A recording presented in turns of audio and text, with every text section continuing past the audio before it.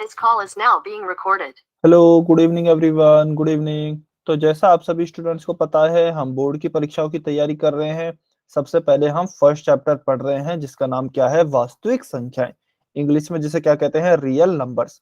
देखिए, पिछली क्लास में हमने तैयारी स्टार्ट कर दी थी।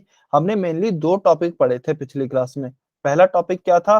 पहला टॉपिक था हमारा यूक्लिड डिवीजन लेमा, जिसे हिंदी में क्या बोलते हैं, यूक्लिड विभाजन प्रमेयिका। यूक्लिड विभाजन प्रमेयिका, इसको हमने पढ़ा था।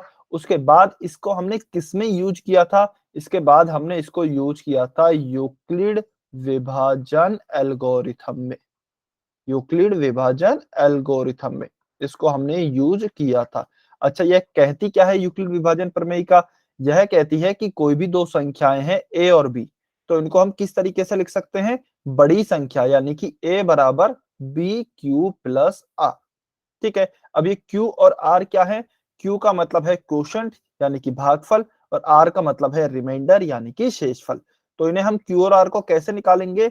जब हम A में भाग देंगे B का, बड़ी संख्या में भाग देंगे छोटी का, तो Q बार भाग जाएगा और कितना बचेगा? मान लीजिए यहाँ पर P आता है, तो कितना बचेगा? R रिमाइंडर शेष बचेगा। तो R होता है हमारा रिमाइंडर शेषफल, Q होता है हमारा भागफल। तो किन्हीं भी दो संख्याओं को हम इस रूप में लिख सकते हैं। और इसका यूज हमने फाइनली यूक्लिड विभाजन एल्गोरिथम का यूज कहां पर किया था? किन्हीं भी दो संख्याओं का मैसे यानी कि महत्तम समापवर्त निकालने में किया था। ठीक है ना? उसके बाद हमने दूसरा टॉपिक पढ़ा था। दूसरा टॉपिक हमने क्या पढ़ा था? अंक गणित की आधारभूत प्रमेय। अंक गणित की आधारभूत प्रमेय, इसमें हमने क्या देखा था? इसमें हमने यह देखा था कि किन्हीं भी भाज्य संख्याओं को, किसी भी एक भाज्य संख्या को अभाज्य संख्याओं के गुणनफल के रूप में लिखा जा सकता है। जैसे उदाहरण के लिए मैं बात करूं यदि, तो मान लीजिए हमारे पास 6 है। 6 क्या एक भाज्य संख्या है क्या? बिल्कुल 6 एक भाज्य संख्या है। तो 6 को हम अभाज्य संख्याओं के यदि गुणनखंड के रूप में लिखें तो क्या आएगा? 2 गुणा 3। ये इसके अभाज्य गुणनखंड हो गए हैं और ये फिक्स हैं, ये कभी भी चेंज नहीं होंगे। आप 6 के अभाज्य गुणनखंड चाहे कभी भी करें, 2 और 3 ही आएंगे, इसके अलावा और कुछ भी नहीं आएगा। तो यह कहती है हमारी अंक गणित की आधारभूत प्रमेय। ठीक है, यहां तक हमने पिछली क्लास में डिस्कस कर लिया था। इस पर आधारित हमने क्वेश्चन भी सॉल्व कर लिए थे। चलिए अभी हम चलते हैं आगे। अभी हम करेंगे इर्रेशनल नंबर्स यानी कि अपरिमेय संख्याओं का पुनर्भ्रमण। यानी कि हमें कुल मिलाकर अपरिमेय संख्याओं को सिद्ध करना है कि वह अपरिमेय संख्याएं हैं। ठीक है ना? उससे पहले इस टॉपिक में जो भी छोटी, या फिर कह लीजिए जो भी आपको पहले से चीजें आनी चाहिए, एक बारी जल्दी से उनको रिवाइज कर लेते हैं। वैसे वो हमने पढ़ी हुई हैं सारी चीजें, फिर भी एक बार मैं आपको जल्दी से रिवाइज करा लेता हूँ। तो सबसे पहले आती हैं आपकी सह अभाज्य संख्याएं, जिन्हें हम इंग्लिश में क्या कहते हैं? को प्राइम नंबर्स। सह अभाज्य संख्या क्या होती हैं? ऐसी दो या दो से अधिक संख्याएं जिनमें एक के अलावा और कोई भी सार्वगुणनखंड यानी कि कॉमन फैक्टर नहीं होता है, सह अभाज्य संख्याएं कहलाती हैं। यानी कि ऐसी संख्याएं जिनमें केवल एक के अलावा और कोई भी कॉमन फैक्टर नहीं होता है, वो हमारी सह अभाज्य संख्याएं कहलाती हैं। जैसे हमें दिया गया है 5 और 7, तो 5 के यदि मैं अभाज्य गुणनखंड करता हूं तो क्या आएगा? जब 5 के गुणनखंड करता हूं तो क्या आएगा? 5 गुणा 1। 7 का करता हूं तो 7 गुणा 1। तो आप यहाँ देख सकते हैं इन दोनों में केवल एक ही हमारा कॉमन फैक्टर है, तो इसलिए हम कहेंगे 5 और 7 दोनों सह अभाज्य संख्या है। ठीक है, तो यह होती हैं आपकी सह अभाज्य संख्याएं। अच्छा, सह अभाज्य संख्याओं का मैसे यानी कि HCF एक होता है, होगा भी, क्योंकि जब एक के अलावा कोई और गुणनखंड कॉमन ही नहीं है, तो जब हम हाईएस्ट कॉमन फैक्टर, HCF की फुल फॉर्म भी तो यही होती है, हाईएस्ट कॉमन फैक्टर, तो जब हम कॉमन फैक्टर को देखेंगे तो वह एक ही आएगा, क्योंकि एक के अलावा तो और कोई कॉमन फैक्टर है ही नहीं, तो इसलिए हाईएस्ट कॉमन फैक्टर भी एक ही आएगा। ठीक है, यह होती थी हमारी सहअभाज्य संख्या। उसके बाद आपने घातों के बारे में पढ़ा है। तो किसी भी संख्या की घात का मतलब क्या होता है? उस संख्या को स्वयं से उतनी ही बार गुणा करना है। जैसे 5 की घात 2 है, तो यह क्या बताती है? 5 को स्वयं से 2 बार गुणा करें। तो घात हमें यही बताती है कि इसको कितनी बार स्वयं से गुणा करना है। 5 की घात 2 है, तो क्या आ जाएगा? 5 गुणा 5। ठीक है, ऐसे ही 3 की घात 3 है, तो यह क्या बता रही है हमें घात कि 3 को स्वयं से 3 बार गुणा करें। ऐसे ही यहाँ पे 2 की घात 4 है, तो यह क्या बता रही है कि 2 को आप 4 बार गुणा करें। ठीक है, तो इस प्रकार से यह हमारी घात बताती है। यहां तक सभी बच्चों को समझ में आया क्या? जल्दी से वाई और अन लिख कर बताइए। यहां तक क्लियर है?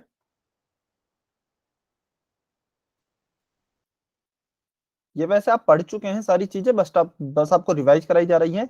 जिस भी बच्चे को डाउट हो वो जल्दी से एन लिख दें। ठीक है, सभी बच्चों को क्लियर है ना? बहुत बढ़िया। अच्छा, इसके बाद आता है घातांकीय रूप। जैसे 25 का घातांकीय रूप लिखना है, तो कैसे लिखेंगे घात का रूप? अच्छा, घातांकीय रूप मतलब 25 को घात के रूप में लिखें। तो क्या करेंगे? 25 के अभाज्य गुणनखंड निकालेंगे। तो 25 में किसका भाग जाएगा? 5 का जाएगा, पचम 25। फिर 5 का भाग देंगे तो 5 एकम 5। तो 25 को मैं क्या लिख सकता हूँ? 5 गुणा 5। अब 5 कितनी बार गुणा हो रहा है? स्वयं से 2 बार गुणा हो रहा है, तो इसको मैं ऐसे लिख सकता हूँ 5 की घात 2।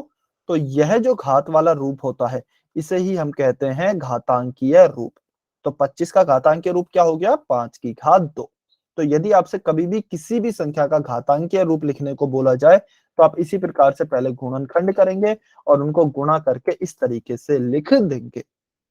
ठीक है, चलिए अब हम जल्दी से एक बारी देख लेते हैं किसी भी संख्या का वर्ग क्या होता है। वैसे आपको पता होगा कि यदि किसी भी संख्या की घात 2 है, तो वह उसका वर्ग कहलाता है।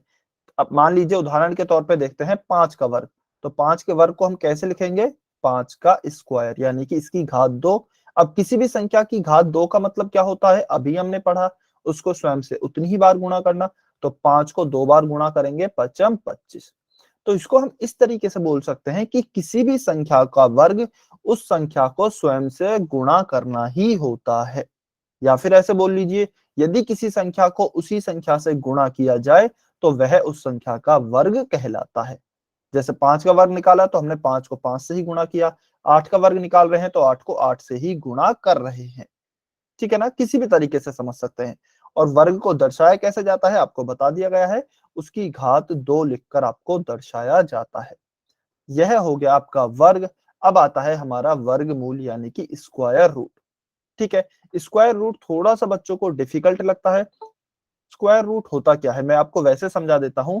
2 का जो वर्ग होता है, मान लीजिए मुझे 2 का वर्ग निकालना है, तो 2 का वर्ग क्या होगा? 2 गुणा 2, 2 की घात 2, यानी कि 2 गुणा 2 बराबर 4। तो 2 का वर्ग करने पर मुझे 4 मिला। यदि मैं 4 का वर्गमूल निकालूं, यदि मैं 4 का वर्गमूल निकालूं तो वह कहलाएगा मेरा 2। 4 का जो वर्गमूल होगा ना, वह होगा वापस से 2। तो देखिए, परिभाषा को थोड़ा सा समझने की कोशिश करेंगे। वैसे पहले ये आप पढ़ चुके हैं। किसी संख्या का वर्गमूल वह संख्या होती है। थोड़ा सा है ना, हम प्रैक्टिकल एग्जांपल से समझ के चलें। जैसे कि 4 का वर्गमूल क्या आया है? 2 आया है। तो किसी संख्या का वर्गमूल वह संख्या होती है जिसका वर्ग करने पर हमें मूल संख्या प्राप्त हो जाए। यानी कि 4 का वर्गमूल क्या होगा? 4 का वर्गमूल एक ऐसी संख्या होगी जिसका यदि हम वापस से वर्ग करें तो वही संख्या प्राप्त हो जाए। ठीक है, दोबारा से समझेंगे एक बार। चलिए सबको इरेज कर लेता हूं। 2 का वर्ग क्या है? 2 का वर्ग है हमारा 4। अब मुझे 4 का वर्गमूल निकालना है। तो 4 का वर्गमूल एक ऐसी संख्या होगी जिसका यदि मैं वापस से वर्ग करूं, यानी कि 2 का यदि मैं वर्ग करूं, तो मेरे को वापस से 4 प्राप्त हो जाए। तो ऐसी 2 ही आ रही है। ऐसी कौन सी संख्या है जिसका वापस से वर्ग करें तो 4 मिल जाए? 2 ही है। तो 2 हमारा 4 का वर्गमूल होगी। ठीक है ना? तो किसी संख्या का वर्गमूल वह संख्या होती है, जैसे 4 का 2 है, जिसका वर्ग करने पर वापस हमें मूल संख्या ही मिल जाए। ठीक है, जैसे 25 है। 25 का वर्गमूल ऐसी संख्या होगी जिसका यदि हम वर्ग करें तो वापस से 25 आ जाए। तो 25 का ऐसी कौन सी संख्या निकालें वर्गमूल में जिससे कि वापस वर्ग करने पर वही संख्या मिल जाए? तो 5 ऐसी संख्या होती है। ऐसे ही 16 का अपन वर्गमूल देखेंगे, तो ऐसी कौन सी संख्या है जिसका वापस से वर्ग करें तो 16 आ जाए? 4 होता है। 4 का यदि वर्ग करेंगे तो 16 आ जाएगा। इसीलिए हम कहेंगे 16 का वर्गमूल 4 होगा। ठीक है ना? और वर्गमूल निकालने के लिए इस चिन्ह का प्रयोग किया जाता है। इसके अंदर संख्या लिखी हुई होती है। इसका मतलब क्या है? 16 का वर्गमूल निकालना है। और वर्गमूल को इंग्लिश में क्या बोलते हैं? Square root. ठीक है। अच्छा, वर्गमूल निकालने की भी विधि होती है, चलिए उस विधि को भी हम जल्दी से एक बार देखेंगे। उससे पहले एक और इंपॉर्टेंट चीज, आपको पता है वर्ग और वर्गमूल एक दूसरे के विपरीत होते हैं। जैसे उदाहरण के लिए मान लीजिए यहाँ पर अंडर रूट में लिखा हुआ है 7 का स्क्वायर, तो वर्ग से वर्गमूल कट जाता है, तो क्या 7 इसका उत्तर आ जाएगा। ऐसे मान लीजिए यहाँ लिखा है 4 का स्क्वायर, ठीक है ना, तो मैं क्या करूंगा, इसको वर्ग से वर्गमूल काट दूंगा, क्या उत्तर आ जाएगा? 4 उत्तर आ जाएगा। अब देखिए इसको आप ऐसे भी समझ सकते हैं, पहले मुझे 16 का वर्गमूल निकालना था, तो मैं 16 को क्या लिख सकता हूँ? 16 4 गुणा 4 होता है 4 का स्क्वायर, तो मैं इसको ऐसे लिख सकता हूँ ना, 16 को 4 का स्क्वायर। तो वर्गमूल से वर्ग कट जाएगा, तो क्या बचेगा? 4 आपका उत्तर आएगा। तो 16 का वर्गमूल क्या आ गया है? 4 आ गया है। ठीक है ना। इस प्रकार से आप किसी भी संख्या को परफेक्ट स्क्वायर के रूप में लिखने की कोशिश करें, पूर्ण वर्ग के रूप में लिखने की कोशिश करें, फिर वर्ग से वर्गमूल काट दें, तो वह संख्या आपका उत्तर आ जाएगी। ठीक है। चलिए इसके बाद हम सीखते हैं कि अभाज्य गुणनखंड विधि द्वारा या आखिर हम वर्गमूल निकालते कैसे हैं। वैसे यह भी आपको बता दिया गया है, फिर भी एक बार जल्दी से देख लेते हैं कि आखिर वर्गमूल निकालने की विधि होती क्या है। सबसे पहले हम क्या करेंगे? सबसे पहले हम इसके अभाज्य गुणनखंड निकालेंगे, जिस भी संख्या के हमें वर्गमूल निकालने हैं। 36 के निकालने हैं, इसके पहले हम अभाज्य गुणनखंड कर लेते हैं। पहले 2 का भाग देंगे, 18 दूनी 36, 18 बार जाएगा, फिर 2 का भाग देंगे, 2 नाम 18, फिर 3 का भाग देंगे, 3 तिया 9, फिर 3 का भाग देंगे, 3 एकम 3। तो 36 को मैं क्या लिख सकता हूँ? 2 गुणा 2 गुणा 3 गुणा 3। ठीक है। मुझे 36 का वर्गमूल निकालना है, तो मैंने क्या किया? मैंने यह लिख दिया इस तरीके से। अब देखिए बराबर में 2 गुणा 2 क्या हो गया? 2 का स्क्वायर, गुणा 3 क्या हो गया? 3 का स्क्वायर। ठीक है ना। तो मैं क्या कर सकता हूं, इसको इस तरीके से लिख दूं, अंडर रूट 2 का स्क्वायर गुणा अंडर रूट 3 का स्क्वायर। दोनों पर अंडर रूट है, इसलिए मैंने अलग अलग करके लिख दिया। ध्यान रखें ये केवल गुणा और भाग में हो सकता है, एक वर्गमूल को 2 वर्गमूल में हम अलग अलग गुणा और भाग में लिख सकते हैं, जोड़ और घटाव में नहीं लिख सकते। मान लीजिए जैसे यदि जोड़ होता है यहाँ पर 2 का स्क्वायर प्लस 3 का स्क्वायर, तो क्या आप इसको ऐसे लिख सकते हैं 2 का स्क्वायर प्लस अंडर रूट 3 का स्क्वायर? ऐसे नहीं लिख सकते। ठीक है ना। केवल आप किस में लिख सकते हैं? गुणा और भाग में लिख सकते हैं, ये आपको पहले बता दिया गया है। या फिर आप ऐसे समझने की बजाय ऐसे भी समझ सकते हैं, चलिए इसको हटाते हैं, कि हम दो दो के जोड़े बनाते हैं। यहाँ पे दो संख्याओं का जोड़ा बन गया है, एक 2 2 का, और एक 3 का जोड़ा बन गया है दो संख्याओं का। ठीक है। तो हम क्या करेंगे? वर्गमूल से बाहर एक संख्या यहाँ पर आएगी, और वर्गमूल से बाहर एक संख्या यहाँ पर आएगी, तो 2 गुणा 3 क्या हो गया? 6। तो 6 हमारा उत्तर आ गया है। ठीक है। तो दो दो संख्याओं के हम जोड़े बनाएंगे, और उसमें से एक संख्या को हम बाहर निकालेंगे। अब उदाहरण के तौर पर मान लीजिए आपको 36 का ना पूछकर आपसे 72 का पूछ लिया गया है। तो 72 का यदि आपसे पूछ लिया जाएगा, तो क्या हो जाएगा? तो 72 में 1 2 और फालतू आ जाएगा, यानी कि गुणा में यहाँ पे 1 2 और फालतू आ जाएगा, यदि हम बात करें 72 की। तो लेकिन अब इस 2 का तो जोड़ा बन ही नहीं पा रहा, तो फिर हम क्या करेंगे? तो यह 2 वर्गमूल के बाहर नहीं आ पाएगा, तो इसे हम इसके साथ ऐसे ही लिख देंगे, और 2 गुणा 3 तो क्या हो जाएगा? 6, और ये अंडर रूट 2 वर्गमूल के बाहर आ नहीं पाया, तो इसका वर्गमूल 2 का वर्गमूल 2 ही रहेगा।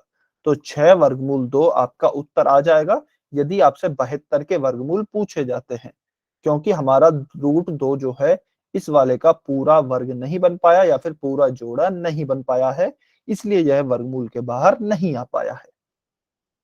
ठीक है। समझ में आया क्या किसी भी संख्या के कैसे वर्गमूल निकालने हैं? जल्दी से y और n लिखकर बताइए। सभी बच्चे y और n लिखकर बताएंगे।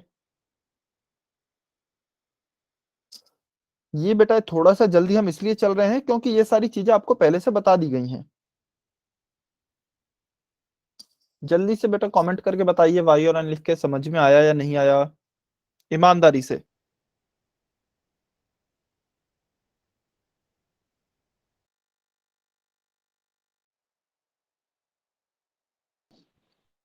है ठंडे आग लगा दूंगी ना, बुट्टा से हो। अच्छा, मोनिका राजपूत की आईडी से स्टूडेंट है बेटा, अपने आपको म्यूट पे कर लीजिए। अच्छा, 6 अंडर रूट 2 का स्क्वायर कैसे निकालेंगे? ठीक है, देखिए 6 अंडर रूट 2 का स्क्वायर, स्क्वायर का मतलब क्या होता है, इस संख्या को स्वयं से ही गुणा करें, ठीक है ना। तो 6√2 गुणा 6√2। अब देखिए, आप ऐसे समझ लीजिए 6 को 6 से गुणा करेंगे। अच्छा, 6√2 का मतलब समझे पहले। 6√2 का मतलब होता है 6 गुणा √2। ठीक है, 6√2 का मतलब होता है 6 गुणा √2। तो मुझे क्या करना है, 6√2 का गुणा 6√2 से करना है। तो मैं एक काम करूं, ऐसे लिख दूं, 6 गुणा √2 और गुणा 6 गुणा √2। इस 6 का गुणा 6 से करेंगे, √2 का गुणा √2 से करें, 6 गुणा 6 हो गया 36, और गुणा में √2 कितनी बार है, 2 बार है। √2 गुणा √2, इसको मैं ऐसे लिख सकता हूँ, √2 का स्क्वायर।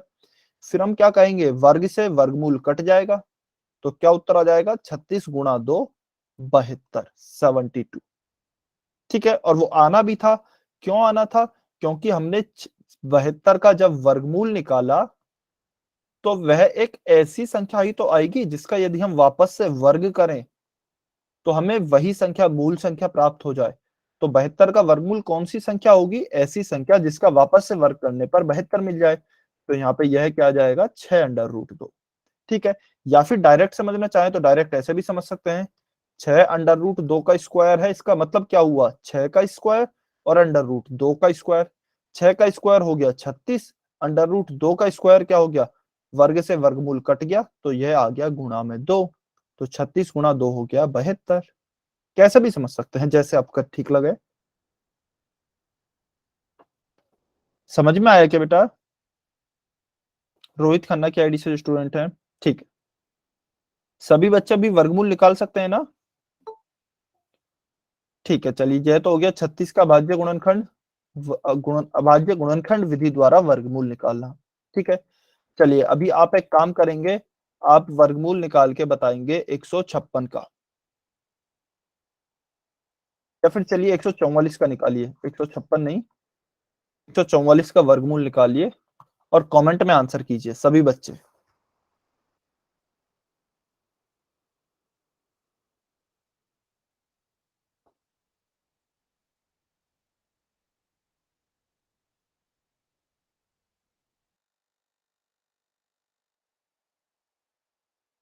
अच्छा बेटा, जो भी बच्चे लेट जुड़े हैं, वैसे एक दो बच्चे ही हैं, बाकी सभी बच्चे टाइम पे आ गए थे।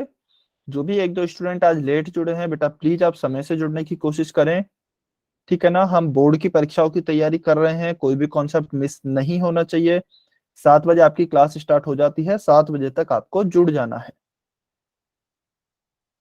कोई भी बच्चा कॉपी नहीं करेगा, सब अपना अपना आंसर लिखेंगे। 144 के वर्गमूल ज्ञात कीजिए।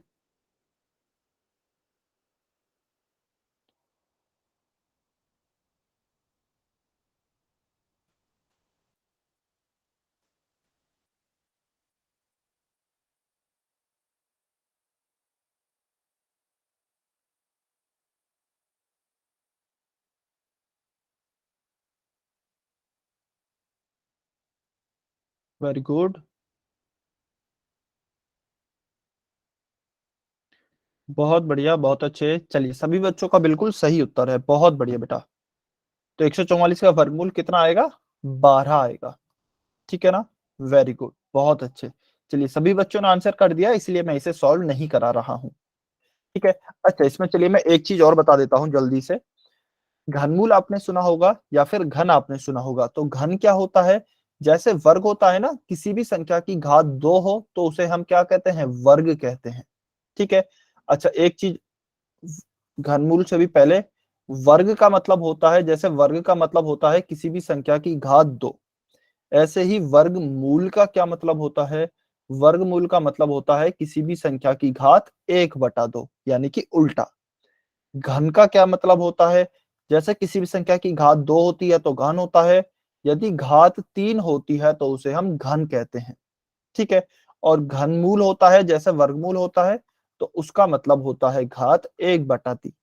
घन और वर्ग में केवल एक ही चीज का डिफरेंस है, जैसे वर्ग में हम 2 के साथ करते हैं, जहां जहां पर 2 आएगा, घन में वहां वहां पर 3 आएगा। देखिए कैसे, वर्ग में घात 2, घन में 2 की जगह क्या हो गया, 3। वर्गमूल है तो वर्गमूल में घात 1/2, लेकिन हम घनमूल में निकालेंगे तो घनमूल में घात 1/3, 2 की जगह पे 3 हो गया। अब और क्या डिफरेंस होगा, अब मान लीजिए आपसे पूछा जाता है घनमूल निकालिए, तो आप यहाँ पर दो दो संख्याओं के जोड़े बना रहे हैं वर्गमूल में, घनमूल में कितनी कितनी संख्याओं के जोड़े बनाएंगे, तीन तीन संख्याओं के जोड़े बनाएंगे। चिन्ह कैसा होता है घनमूल का, वर्गमूल का तो इस तरीके से होता है, या फिर कई बार यहाँ पे क्या कर देते हैं ना, इस तरीके से लिख के ऊपर छोटा सा 2 लिख देते हैं, ठीक है, तो इसका मतलब है वर्गमूल। और घनमूल का भी सेम ऐसे ही होगा, लेकिन वहां पर यहाँ पर 3 लिखा ही होगा, इस तरीके से छोटा 3 लिखा होगा, इस तरीके से चिन्ह होगा, यहाँ पर 3 लिख देंगे, उसका मतलब होता है घनमूल निकालिए। ठीक है, आपको काफी डिटेल में पढ़ा दिया गया है, पहले पहले की जो हमारी क्लासेज हुई थी, पहला चैप्टर जब हमने पढ़ा था, तो काफी डिटेल में आपको ये पढ़ाया गया था घनमूल। ठीक है, चलिए उसके बाद हम चलते हैं परिमेय संख्याओं पर। परिमेय संख्या कौन सी होती है, परिमेय संख्या ऐसी संख्याएं होती हैं जिन्हें हम p बटा q के रूप में लिख सकें। p बटा q के रूप में मतलब, अच्छा मोनिका राजपूत की आईडी से जो स्टूडेंट है, बेटा कुछ डाउट है क्या आपको? नो सर, ये मेरा भाई जबरदस्ती अनम्यूट कर रहा है। ओके ठीक है, ठीक है, अभी म्यूट पे करिए आप। ओके, तो p बटा q के रूप में लिखी जाने वाली हर संख्या को हम क्या कहेंगे, परिमेय संख्या कहेंगे। उदाहरण के रूप में जैसे, अच्छा p और q यहाँ पर क्या है, p और q यहाँ पर इंटीजर्स हैं, इंटीजर्स कह लीजिए या फिर पूर्णांक कह लीजिए, जिन्हें हिंदी में हम पूर्णांक कहते हैं, वह है। बस q का मान 0 नहीं होना चाहिए। अच्छा चलिए, q का मान 0 क्यों नहीं होना चाहिए, इसका कारण मैं बता देता हूं। कभी भी हम किसी भी संख्या में 0 से भाग नहीं दे सकते, कभी भी हम 0 से भाग नहीं दे सकते हैं। ठीक है, तो यदि नीचे q की जगह पे 0 आ गया, तो फिर तो ऊपर कुछ भी हो, 2/0 या फिर हो 3/0 या फिर हो 10/0, हम कभी भी किसी भी संख्या में 0 से भाग नहीं दे सकते गणित के अंदर। ठीक है ना, गणित के अंदर क्या किसी कभी भी नहीं दे सकते हैं 0 से भाग। तो इसलिए हम कहेंगे कि p बटे q की जगह पे, p बटे q की जगह, p की जगह कुछ भी हो, q की जगह पे कुछ भी हो, q की जगह पे बस 0 नहीं होना चाहिए, और वो होगा भी नहीं, वो कभी आएगा भी नहीं। ठीक है ना, तो p बटे q की जो आपकी संख्याएं होती हैं, वह होती हैं आपकी परिमेय संख्या, जैसे 3/5, 9/2। अच्छा, यहाँ पे 11 लिखा है, आप कहेंगे सर इसमें तो q है ही नहीं नीचे, लेकिन q है, बटा में हम एक तो लिख ही सकते हैं, किसी भी संख्या में एक से भाग दे सकते हैं, किसी भी संख्या में एक से गुणा कर सकते हैं, वही संख्या प्राप्त होती है। तो 11/1 लिख सकते हैं, तो p हो गया 11, q हो गया 1। ठीक है ना, अब 5.5 आ गया, 5.5 पे भी आप कहेंगे कि सर क्यू तो है ही नहीं, लेकिन बटा में एक तो यहाँ भी लिख सकते हैं, इसकी दशमलव हटाऊं तो नीचे 0 लिख सकता हूं, तो 55/10 हो गया।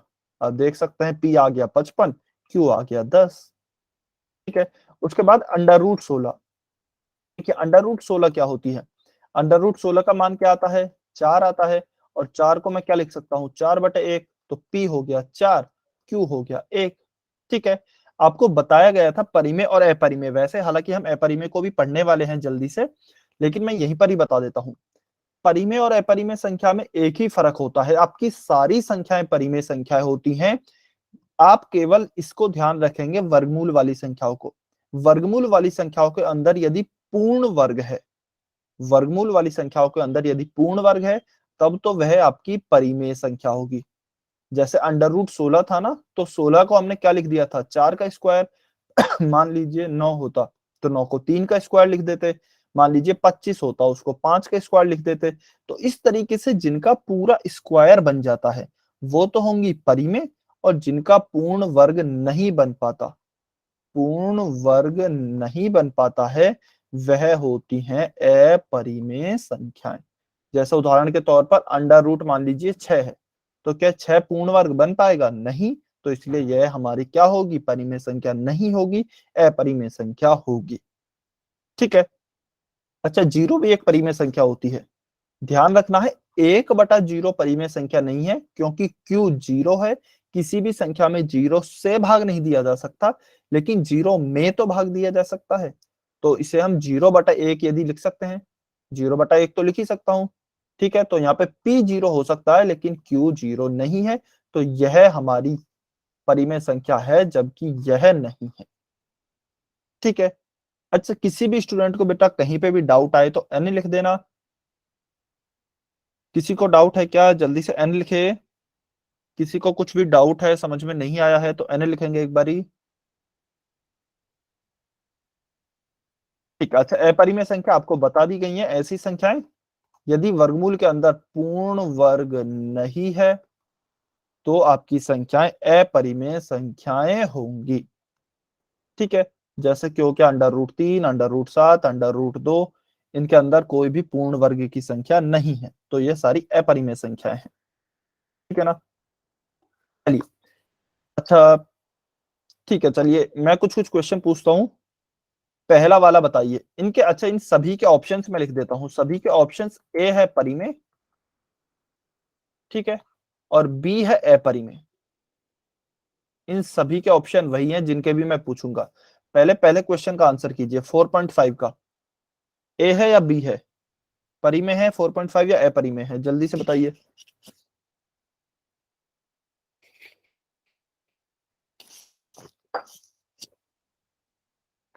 सभी बच्चे बताएंगे। अपरिमेय तो मैंने बस आपको एक ही तरह की संख्या बताई है। यदि वर्गमूल के अंदर पूर्ण वर्ग नहीं है तो वह आपकी अपरिमेय संख्या होगी, बाकी सारी परिमेय है।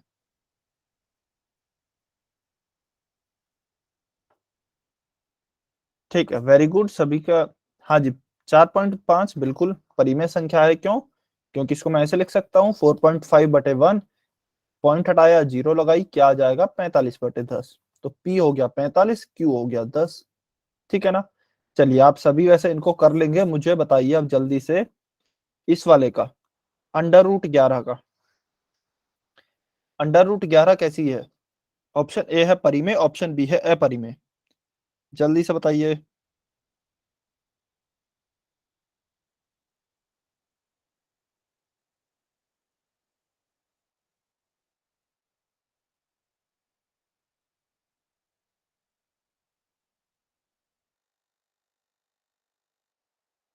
हाँ जी, वेरी गुड, सभी का आंसर सही है, बहुत बढ़िया। तो देखिए, सबसे पहले तो वर्गमूल है, वर्गमूल आ गया तो हम देखेंगे कि अंदर पूर्ण वर्ग है या नहीं। तो अंदर 11 है। पूर्ण वर्ग क्या होते हैं? 1 हो गया, 4 हो गया, 9 हो गया, क्योंकि 1 का स्क्वायर होता है, यह 2 का स्क्वायर होता है, 9 3 का स्क्वायर होता है, 16 4 का स्क्वायर होता है, 25 5 का स्क्वायर होता है, 36 6 का स्क्वायर होता है। इस तरीके से ये जो संख्या है यह होती है पूर्ण वर्ग। क्या इनमें से कोई संख्या है क्या?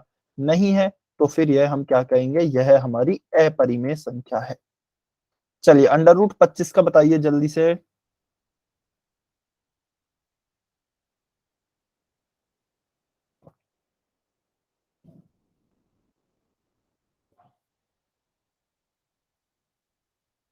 चलिए, वेरी गुड, बहुत बढ़िया। वर्गमूल है, वर्गमूल का अंदर 25 है, 25 एक पूर्ण वर्ग है, तो इसका क्या उत्तर आ जाएगा? √25 को मैं लिख सकता हूँ 5 का स्क्वायर, और फिर मैं कह दूंगा वर्ग से वर्गमूल कट जाता है तो 5 उत्तर आएगा। 5 को 5/1 लिख सकते हैं, पी हो गया 5, क्यू हो गया 1। ठीक है, तो यह बिल्कुल एक परिमेय संख्या है। चलिए, लास्ट क्वेश्चन जीरो का बताइए। लास्ट क्वेश्चन जीरो का बताइए, जीरो कैसी संख्या है? परिमेय है अपरिमेय है?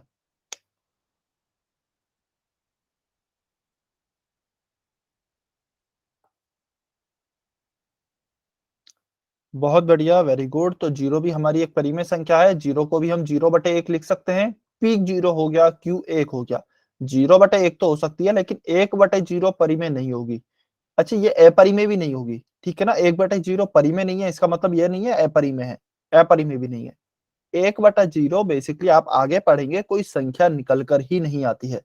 किसी भी संख्या में जीरो से भाग देना तो कोई संख्या निकल कर नहीं आती है। ठीक है ना। तो ये डिफाइंड ही नहीं होती है, या फिर हिंदी में कहें तो परिभाषित ही नहीं होती है। ठीक है, यह कोई संख्या निकल कर नहीं आती है। जब कोई संख्या ही नहीं निकल कर आ रही तो हम कैसे कह सकते हैं परिमेय होगी या परिमेय होगी? वह संख्या है ही नहीं। ठीक है, तो इसलिए हम कहेंगे यह कुछ भी नहीं है। ठीक है, काफी बच्चों को लगता है परिमेय नहीं होगी तो अपरिमेय हो जाएगी सर। नहीं, यह संख्या ही नहीं आएगी। चलिए, आप सभी को यह आ गया। उसके बाद हम थ्योरम पे आते हैं, अब हमारे 10th के टॉपिक पे। अच्छा, ये वो टॉपिक थे जो अभी आपको है ना हेल्प करेंगे। हाँ जी, मोनिका बेटा बताइए, क्या डाउट है? सर, जब किसी संख्या के नीचे भाग में 0 होता है तो भाग होकर 0 ही हो जाती है। नहीं बेटा, भाग होकर जीरो नहीं होती, वही तो मैं कह रहा हूँ।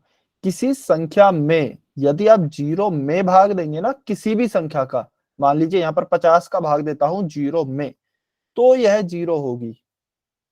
लेकिन यदि आप 0 का भाग देते हैं, अच्छा देखिए ऐसे समझिए, थोड़ा सा आपको चलिए डिटेल में समझा देता हूं। मान लीजिए यहाँ पर 6 है, मैंने 2 का भाग दिया, तो कितनी बार जाएगा? 2 तिया 6, ठीक है, तो यहाँ पर मैंने 3 लिखा। आप थोड़ा सा ऐसे ध्यान दीजिए, मैं यहाँ पर वह संख्या लिखता हूं कि ये दोनों गुणा होके आपस में यह बन जाना चाहिए। जैसे 2 का गुणा किया मैंने 3 से, तो 2 तिया 6 हो गया है, ठीक है। अब यदि मैं ऐसे सोचिए, 0 में भाग दूं किसी भी संख्या का 5 का, तो मैं ऐसी यहाँ पे कौन सी संख्या लिखूं कि उससे गुणा होके मेरे को 0 प्राप्त हो जाए? तो मैं 0 ही तो लिखूंगा यहाँ पे 0 ही लिखूंगा, क्योंकि 5 का 0 से गुणा करूंगा तो 0 आ जाएगी, ठीक है ना। तो किसी भी संख्या में 0, किसी भी संख्या से 0 में भाग दें तो जब तो हो जाएगी वह, जब तो भागफल क्या हो जाएगा? तब तो भागफल हो जाएगा 0। लेकिन अब ऐसे ध्यान दीजिए, यदि मैं 0 का भाग देता हूं मान लीजिए 5 में, तो यहां पे मैं ऐसी क्या संख्या लिखूं कि 0 का गुणा करने पर मुझे 5 प्राप्त हो जाए? क्या ऐसी कोई भी संख्या है? अच्छा बेटा, यदि मैं 0 लिखता हूं, चलिए यहाँ पे, तो 0 का 0 से गुणा होके तो 0 आ गया। आप ये समझिए, यहाँ पे मैं कुछ भी संख्या लिखता हूं इसकी जगह पे, यहाँ पे कुछ भी संख्या लिख दूं, वह 0 का गुणा होके 0 ही बन जाएगी। कभी 5 आ पाएगा क्या? कभी आ ही नहीं पाएगा। तो इसलिए हम कहते हैं कि 0 का यदि भाग दिया जाता है किसी भी संख्या में, तो कोई भी संख्या आ ही नहीं सकती, ठीक है, कोई भी संख्या नहीं आएगी। और जब कोई संख्या ही नहीं आ रही है, तो परिमेय अपरिमेय तो हम कैसे बता सकते हैं? ठीक है, तो कभी भी 0 से भाग नहीं दिया जा सकता, 0 में भाग दिया जा सकता है। हाँ, 0 में भाग देंगे तो हमेशा 0 आएगी, ठीक है, लेकिन 0 से भाग नहीं दिया जा सकता। क्लियर हुआ? वाई और अन लिखकर बता दीजिए, अनम्यूट करके बता दीजिए। ठीक है। अच्छा, और किसी स्टूडेंट को डाउट हो तो जल्दी से अनम्यूट करके पूछ लीजिए, फिर हम अभी 10th के टॉपिक पे चलते हैं। नहीं है ना डाउट? ठीक है, तो अब हम चलते हैं प्रमेय 1.3 पर। 1.3 प्रमेय क्या कहती है? मान लीजिए p एक अभाज्य संख्या है, कोई भी मान लीजिए p एक अभाज्य संख्या है, मान लेते हैं 2 है, ठीक है। यदि p a स्क्वायर को विभाजित करती है, p a स्क्वायर को विभाजित करते हैं, मान लीजिए हम 2 को मानते हैं कि 2 4 के स्क्वायर को विभाजित करती है, तो p a को भी विभाजित करेगी, यानी कि 2 4 के स्क्वायर को यदि विभाजित करता है तो 2 4 को भी विभाजित करेगा, ठीक है, और वो करता भी है, हम देख भी सकते हैं। 2 4 का स्क्वायर क्या होता है? 16, तो 2 का भाग 16 में जाता है, तो इसका मतलब 2 का भाग 4 में भी जाएगा, और वो जाता भी है, ठीक है। एक और एग्जांपल ले लेते हैं, जैसे 3 और 81 का दिया है, चलिए इसी से समझते हैं। 81 क्या होता है? 9 का स्क्वायर होता है, तो 3 का भाग जा रहा है 9 के स्क्वायर में, 81 में भाग जाता है 3 का, 81 में यदि हम भाग देते हैं 3 का, तो यह जाता है 27 बार, 27 बार भाग जाएगा, ठीक है। तो यदि 3 का भाग जाता है 9 स्क्वायर में भी, तो इस प्रमेय के हिसाब से 3 का भाग 9 में भी जाना चाहिए पूरा पूरा, और वो जाता भी है, 3 का भाग 9 में भी तो जाता है, तो यह प्रमेय सही है। यदि p a स्क्वायर को विभाजित करती है या फिर p का a स्क्वायर में भाग जाता है, तो p का a में भी भाग जाएगा ही जाएगा, ठीक है ना। उदाहरण के लिए, अच्छा मुझे भी नहीं पता है, मैं बस आपको उदाहरण दे रहा हूं कि 17 का भाग मान लीजिए 1 3 5 7 9 के स्क्वायर में जाता है, मान लीजिए, मुझे भी नहीं पता जाता है या नहीं जाता है, कि यदि 17 का भाग इसके वर्ग में जाता होगा, तो हम कह सकते हैं 17 का भाग 13579 इसमें भी जाएगा ही जाएगा, ठीक है ना। यह प्रमेय कहती है। चल, इसके बाद आते हैं प्रमेय 1.4 पर। हालांकि प्रमेय नहीं है, लेकिन यह क्वेश्चन काफी आते हैं, और मैं जानता हूं शायद आपको समझ में नहीं आए होंगे अभी तक। सभी बच्चे इन तरह के क्वेश्चंस को रटते हैं, ठीक है ना। थोड़े से टफ हैं, थोड़े से समझने में कम आते हैं, ठीक है। जब मैं आपकी एज का था तब मैंने भी रटे थे, मुझे भी कम समझ में आए थे, लेकिन अभी हम समझने की कोशिश करेंगे, ठीक है। एक फिक्स मेथड होता है और आपको वैसे ही सॉल्व करके भी आना होता है। अच्छा, किस किस बच्चे को चलिए ये आते हैं प्रूव करने वाले, अपरिमेय संख्याओं को प्रूव करने वाले क्वेश्चन, यह बताइए जल्दी से। y और n लिख के समझ में आते हैं, या फिर आते हैं आपको तो y लिखेंगे, नहीं आते हैं तो n लिखेंगे।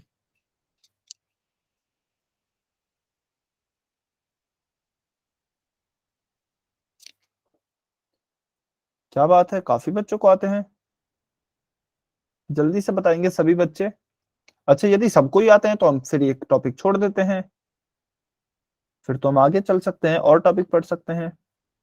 आते हैं क्या, जल्दी से बताएं सभी बच्चे कमेंट करके।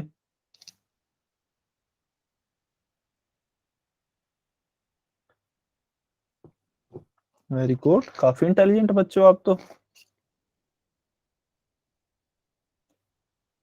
बाकी के बच्चे भी बताइए।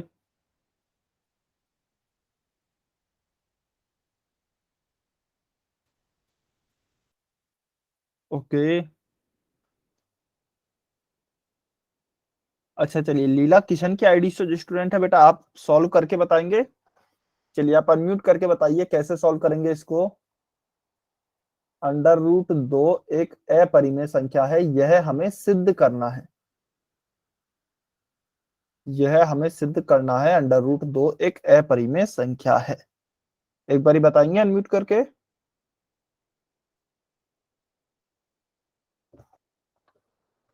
अच्छा ठीक है, चलिए जिनको भी आता है बहुत अच्छी बात है, वेरी गुड। जिनको भी नहीं आता है वह इसको समझने की कोशिश करेंगे। ठीक है, इसमें दो प्रकार के क्वेश्चन आते हैं प्रूव करने वालों में। एक तो आता है जब आपको एक ही संख्या दी गई हो, जैसे अंडर रूट 2 एक अपरिमेय संख्या है, under root 3, under root 5, under root 7, under root 11, यानी कि केवल एक ही संख्या लिखकर दी गई हो, तो उसके लिए एक मेथड है। ठीक है ना। या फिर हो सकता है आपको 3 अंडर रूट 2, 5 - अंडर रूट 2, या फिर कह सकते हैं 7 अंडर रूट 2, 3 - 7 अंडर रूट 2, इस प्रकार की संख्या दी जाए, यानी कि अंडर रूट की संख्या के अलावा एक और संख्या है या फिर दो और संख्या है, तो उनका अलग मेथड है। ठीक है, हम एक एक दोनों के ही क्वेश्चन सॉल्व करेंगे। दोनों तरह के क्वेश्चन बहुत इंपॉर्टेंट है, एग्जाम में आते हैं, आपको याद होने चाहिए। ठीक है ना, एक फिक्स तरीका है, उसी से सॉल्व करना है। ठीक है, चलिए तो हम सॉल्व करते हैं। अंडर रूट 2 एक अपरिमेय संख्या है। देखिए, हम इसके हमेशा उल्टा मानेंगे। हमसे क्या सिद्ध करवाया जा रहा है, बताइए। अंडर रूट 2 एक अपरिमेय संख्या है, इसको सिद्ध कीजिए। हम क्या करेंगे, माना अंडर रूट 2 एक परिमेय संख्या है। हम मानेंगे माना अंडर रूट 2 एक परिमेय संख्या है। ठीक है, अब परिमेय संख्या है तो परिमेय संख्या हमने पढ़ी है किस रूप के लिए होती है, अंडर रूट 2 बराबर p/q, क्योंकि परिमेय संख्या तो p/q के रूप की ही होती है, तो हमने इसे लिख दिया अंडर रूट 2 बराबर क्या होगा, p/q। ठीक है ना। अच्छा, या फिर आपकी एनसीईआरटी में a/b है, तो चलिए a/b लिख लेते हैं। कुछ भी लिख सकते हैं, जरूरी नहीं है a/b। मैं इसलिए लिख रहा हूँ a/b क्योंकि शायद आपकी एनसीईआरटी में a/b है, मुझे ऐसा याद है, हो सकता है p/q भी हो, कुछ भी लिख सकते हैं, कोई दिक्कत नहीं है। ठीक है ना। अच्छा, यहाँ पे एक कंडीशन आती है जब हम a/b लिखते हैं ना, कि a और b ऐसी संख्याएं हैं जो कि सह अभाज्य हैं, यानी कि इनमें एक के अलावा और कोई भी उभयनिष्ठ गुणनखंड नहीं है, या फिर एक भी कॉमन फैक्टर नहीं है, केवल एक ही कॉमन फैक्टर है, एक। ठीक है, तो यहाँ पे हमेशा कंडीशन लिखें, a और b सह अभाज्य संख्याएं हैं। अब आपको पता लगा होगा वो हमने क्यों पढ़ी थी, सबसे पहले सहअभाज्य पढ़ी थी ना, तो सहअभाज्य का मतलब ही यह है कि ए और बी में एक के अलावा कोई और कॉमन फैक्टर नहीं है। और परिमेय संख्या पढ़ी थी तो इसका मतलब है कि परिमेय संख्या p/q या फिर a/b के रूप की है। ठीक है, चलिए अब हम क्या करेंगे, इस b को मैं इधर ले जाता हूं, तो यहाँ भाग में है b, उधर जाएंगे गुणा में होगा, तो ये मैंने लिख दिया अंडर रूट b। अच्छा बेटा देखिए, आप है ना छोटी छोटी चीजों का मैथ्स में बहुत ध्यान रखें। ये मैंने अंडर रूट 'b' लिखा है, काफी बच्चे कैसे करेंगे, अंडर रूट 'b', यह गलत है, यह सही है। क्यों, क्योंकि यहाँ पर आपने b को भी अंडर रूट में लिख दिया है, जबकि यहाँ पर b अंडर रूट में नहीं है। तो ध्यान रखें, जब भी आप अंडर रूट खींचे तो वह अंडर रूट 2 के ऊपर होना चाहिए, केवल b के ऊपर नहीं होना चाहिए, क्योंकि यहाँ पर b के ऊपर नहीं है। ठीक है ना, छोटी छोटी मिस्टेक है लेकिन मार्क्स काट लेती हैं कई बार। हमें जल्दबाजी में पता भी नहीं होता है, तो इसलिए इन छोटी छोटी मिस्टेक्स का ध्यान रखेंगे।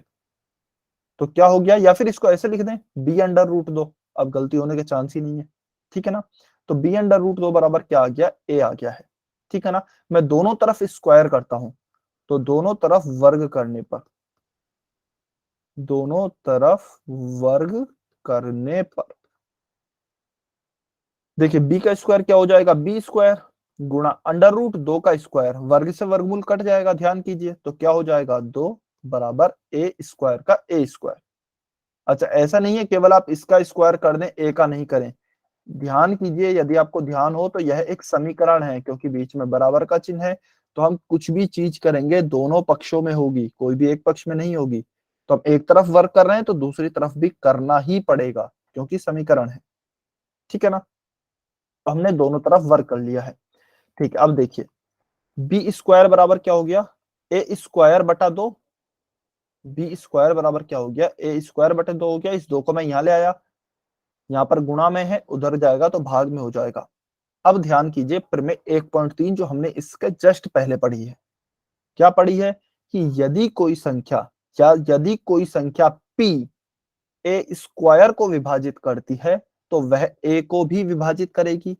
तो यहाँ पे जो यह a2 है, यह a² को विभाजित कर रहा है, तो प्रमेय 1.3 से हम क्या कह सकते हैं, प्रमेय 1.3 से हम यह कह सकते हैं कि 2a को भी विभाजित करेगा, 2a को भी विभाजित करेगा, ठीक है, यह हम कह सकते हैं।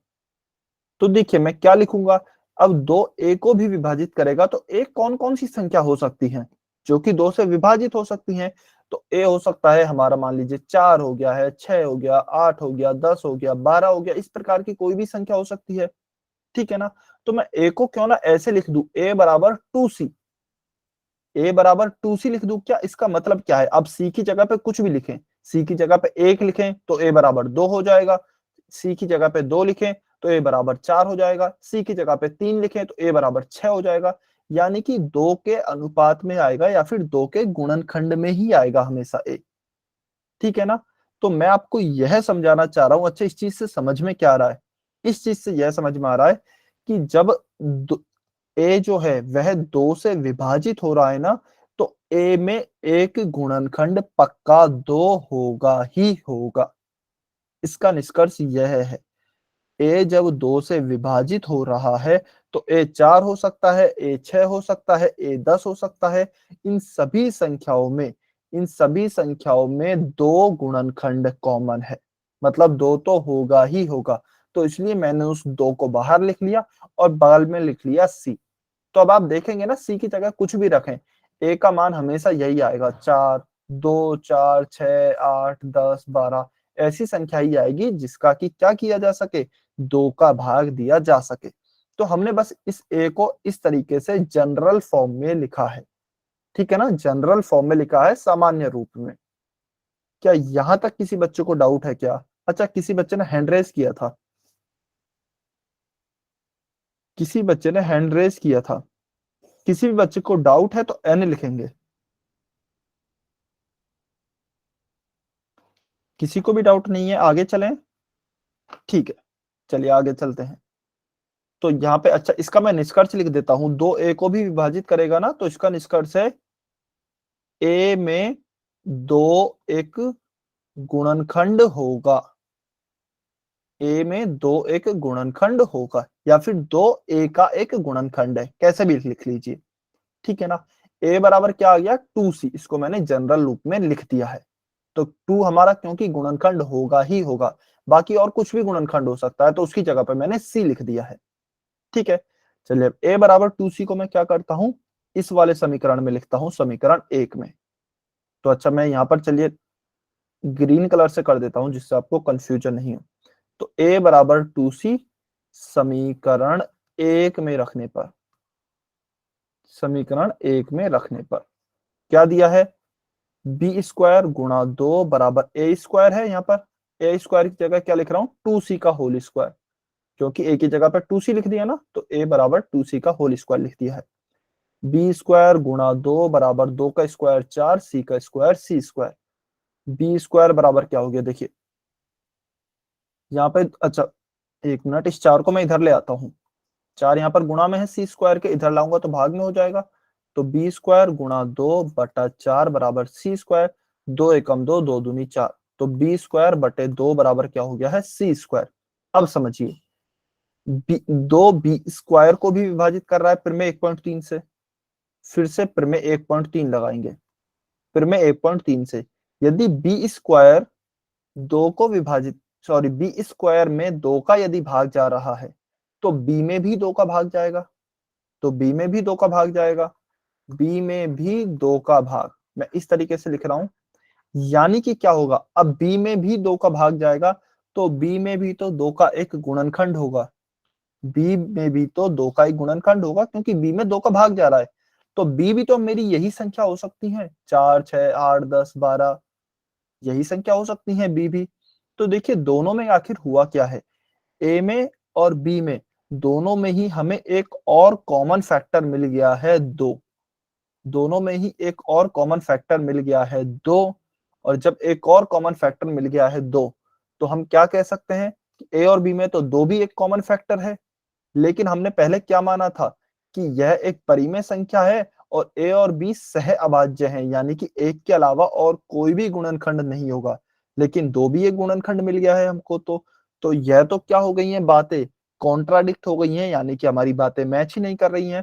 पहले हमने बोला था ए और बी सह अभाज्य हैं, इनमें एक के अलावा कोई और गुणनखंड नहीं होगा, लेकिन बाद में हम बोल रहे हैं कि इनमें 2 भी एक और गुणनखंड होगा। तो ये ऐसी बात क्यों आ रही है, यह ऐसी बात इसलिए आ रही है क्योंकि हमने पहले ही गलत मान लिया था कि अंडर रूट 2 एक परिमेय संख्या है। तो हम क्या कहेंगे कि यह जो बातों में विरोधाभास है यह इसीलिए पैदा हुआ है क्योंकि हमने गलत मान लिया था कि अंडर रूट 2 एक परिमेय संख्या है, अतः अंडर रूट 2 एक अपरिमेय संख्या होगी। ठीक है, समझ में आया या नहीं आया?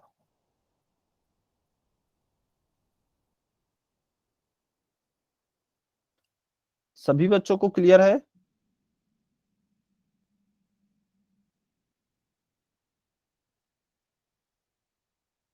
सभी बच्चों को क्लियर है? ओके। ए बराबर 2c से, ठीक है, देखिए ए बराबर हमने 2c लिखा बेटा, ए बराबर 2c का मान मैंने इस वाले समीकरण में रख दिया, तो इसमें मैंने रखा ए की जगह 2c रखा, तो क्या आ गया, देखिए बी स्क्वायर गुणा 2 बराबर 2c का स्क्वायर किया तो 4c स्क्वायर आ गया। ठीक है ना, इस 4 को मैं इधर लेके आया तो बी स्क्वायर गुणा 2/4, तो यह क्या आ गया है, कटकर 2 से 4 को काटा तो बी स्क्वायर बटे 2 बराबर सी स्क्वायर। अब देखिए ध्यान से, सेम कहां से चलेगा, जैसे ए स्क्वायर बटे 2 था ना, यहाँ पर ये था ए स्क्वायर बटे 2, तो हमने बोला ए स्क्वायर को 2 विभाजित कर रहा है तो ए को भी 2 विभाजित करेगा, सेम वही हम यहाँ पर भी बोलेंगे, यहाँ पर भी तो सेम आ गया है, बी स्क्वायर को 2 विभाजित कर रहा है तो बी में भी 2 का भाग जाएगा। तो यहाँ पे हमने बोला था ए में 2 एक गुणनखंड है, तो हम यहाँ पे भी बोलेंगे बी में भी 2 एक गुणनखंड होगा। अब दोनों में 2-2 गुणनखंड आ गया है, यानी कि 2 जो गुणनखंड है वह कॉमन है दोनों में, जबकि हमने पहले क्या माना था कि ये दोनों तो सह अभाज्य हैं ए और बी, इनमें तो एक के अलावा और कोई गुणनखंड हो ही नहीं सकता, लेकिन अभी तो 2 गुणनखंड और आ गया है इसमें कॉमन।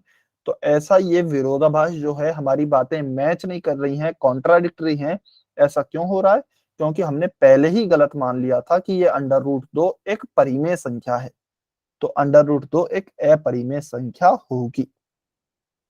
ठीक है, आया समझ में? रोहित खन्ना की आईडी से जो स्टूडेंट है, ठीक है। अच्छा, कभी भी आपकी जो सिंगल वाली आती है, सिंगल वाली संख्या, जैसे मैंने बताया under root 2, under root 3, under root 5, 7, 11, उनका तरीका सेम है, उनका तरीका सेम है। ठीक है, एक फर्क रहेगा, यहाँ पे जैसे अंडर रूट 2 है तो हमने क्या किया था, यहाँ पे ये किया था ना अंडर रूट 2 बराबर ए बाई बी, तो यहाँ पे तो अभी 2 2 2 चल रहा है, वहां पे अपने आप 3 3 3, 5 5 5, 7 7 7 जो भी पूछा जाएगा, जैसे मान लीजिए अंडर रूट 3 पूछा जाता तो यहाँ 2 की जगह ना 3 3 3 आने लग जाता, तो उनमें 30 गुणनखंड कॉमन आता, जैसे यहाँ पे 2 आया है ना गुणनखंड कॉमन, वहां पे 3 आता, यदि अंडर रूट 5 को सिद्ध कराता है तो वहां पे 5 कॉमन आता। अंडर रूट 7 को सिद्ध करा था तो वहां पे 7 कॉमन आता। यहाँ पे क्योंकि अंडर रूट 2 को सिद्ध करा रहा है तो यहाँ पर 2 कॉमन आया है। ठीक है, आप एक बार एनसीईआरटी ओपन करके देखेंगे, आपको अपने आप समझ में आ जाएगा मैं क्या कहना चाह रहा हूं। ठीक है ना। चलिए अब हम करते हैं दूसरे टाइप के क्वेश्चन। दूसरे टाइप के जो क्वेश्चन आते हैं, ये अंडर रूट 5 का है, 5 माइनस अंडर रूट 3। चलिए इसको सिद्ध करते हैं। 5 माइनस अंडर रूट 3 कि 5 माइनस अंडर रूट 3 एक अपरिमेय संख्या है, यह हमें सिद्ध करना है। तो ये बहुत आसान है, ये आसान है कंपैरेटिवली वो जो एक संख्या आती है ना उसके बजाय। ठीक है, ये बहुत आसान है। कैसे है चलिए देखते हैं। तरीका वही है, माना 5 माइनस अंडर रूट 3 एक परिमेय संख्या है। माना 5 माइनस अंडर रूट 3 एक परिमेय संख्या है। जब 5 माइनस अंडर रूट 3 एक परिमेय संख्या है तो इसको मैं पी बटा क्यू के रूप में लिख दूं। ठीक है, तो मैं क्या करता हूं, इस 5 को उधर भेज, या फिर एक काम करते हैं, इस अंडर रूट 3 को इधर भेज देते हैं। तो अंडर रूट 3 माइनस में है, इधर जाएगा तो प्लस में हो जाएगा। तो 5 बराबर पी बटे क्यू प्लस अंडर रूट 3। ठीक है ना। अब देखिए 5 पी बटे क्यू को मैं इधर ले आता हूं पूरे को, तो पी बटे क्यू पूरा प्लस का है, इधर आएंगे तो माइनस का हो जाएगा। तो 5 माइनस पी बटे क्यू बराबर अंडर रूट 3। कुछ नहीं किया, बस हमने संख्याओं को इधर उधर किया है। पी बटे क्यू को इधर ले आए, अंडर रूट 3 को उधर ले गए, और कुछ नहीं किया। ठीक है ना, बस पक्षांतरण किया है अभी तक। अब देखिए हमने क्या माना था, 5 माइनस अंडर रूट 3 एक परिमेय संख्या है। ठीक है, अब देखिए यहां पर ध्यान से देखिए, पी बटे क्यू हमने माना है परिमेय संख्या है, तो परिमेय संख्या है। 5 परिमेय संख्या होती है यह हमें पता है। तो जब एक परिमेय संख्या में से दूसरी परिमेय संख्या को घटाया जाता है, बीच में माइनस का चिन्ह है, तो एक परिमेय संख्या ही प्राप्त होती है। हमें पता है जब भी एक परिमेय संख्या में से दूसरी परिमेय संख्या को घटाया जाता है तो एक परिमेय संख्या प्राप्त होती है। ठीक है, तो हमें एक परिमेय संख्या ही प्राप्त होनी चाहिए थी, लेकिन यह तो हमें किसके बराबर प्राप्त हुआ है, अंडर रूट 3 के, जो कि एक अपरिमेय संख्या है। हमें पता है यह तो अंडर रूट 3 एक अपरिमेय संख्या है। तो फिर से हमारी बातों में विरोधाभास आ रहा है। हाल होना यह चाहिए था कि यह 5 माइनस पी बटे क्यू जो है, क्योंकि ये भी परिमेय है और ये भी परिमेय है, तो परिमेय में से परिमेय संख्या घटाएंगे तो एक परिमेय संख्या ही प्राप्त होनी चाहिए थी, लेकिन अंडर रूट 3 प्राप्त हुआ जो कि एक अपरिमेय संख्या है। तो ये तो दोनों बातों में विरोधाभास हो गया, प्राप्त होना कुछ और चाहिए था, हो कुछ और रहा है। ऐसा क्यों प्राप्त हो रहा है, क्योंकि फिर से हमने गलत मान लिया था कि 5 माइनस अंडर रूट 3 एक परिमेय संख्या है। तो इसका मतलब क्या होगा, 5 माइनस अंडर रूट 3 एक अपरिमेय संख्या होगी। ठीक है, इसका बस इतना सा हल है। तो यह बहुत ही आसान है।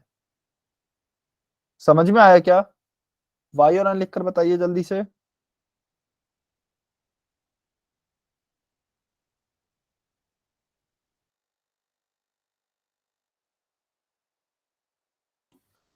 यह शायद आसान लगा होगा। अच्छा बेटा, बच्चे क्यों जा रहे हैं छोड़कर, समझ नहीं आ रहा है क्या? आई नो कि आज का टॉपिक थोड़ा सा टफ है, थोड़ा हो सकता है शायद रटने वाला होगा।